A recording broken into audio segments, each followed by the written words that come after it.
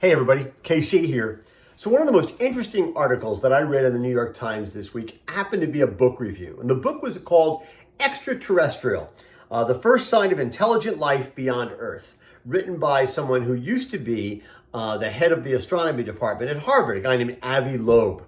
Now the interesting thing about this book is that it looks at this phenomenon, this thing called Oumuamua. And Oumuamua actually was an enormous, basically cigar-shaped entity that passed through our solar system back in 2017.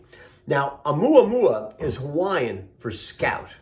And what's interesting about this thing, it's sort of reddish and long. To give you an idea, it sort of looks like the planet killer in the Star Trek episode Doomsday Machine, or the alien probe from Star Trek 4, The Voyage Home. It has sort of that shape. And basically, most people seem to think it was just a rock, some kind of a weird comet. But Avi Loeb's, his premise was no. This actually could be a sign of intelligent life. Because he said basically that it could be a light sail, which he's called a thin material that gets its propulsive boost from sunlight or starlight, either launched in our direction or anchored like a buoy in space.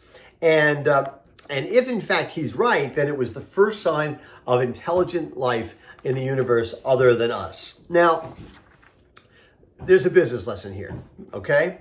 And that is that basically it's what he calls the Oumuamua wager.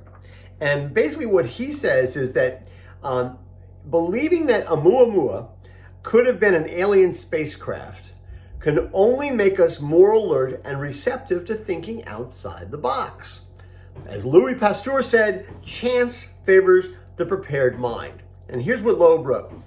If we dare to wager that Oumuamua was a piece of advanced extraterrestrial technology, we stand only to gain. Whether it prompts us to methodically search the universe for signs of life or to undertake other more ambitious projects, placing an optimistic bet could have a transformative effect on our civilization. And I love this notion is that, listen, if you could just assume it's nothing and then you do nothing about it. But if you work on the premise that it could be something remarkable, something different, suddenly it opens your mind to all sorts of other possibilities. And that's a great way to approach business, right? If you assume everything's always going to be the way it is, then you just you go along.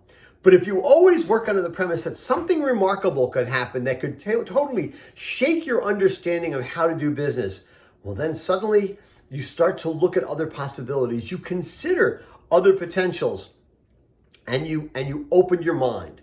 So whether you're talking about this enormous cigar-shaped thing that's wandering through space, or you're talking about a business proposition, a business model, it's always better to think outside of the traditional way in which you consider what's possible.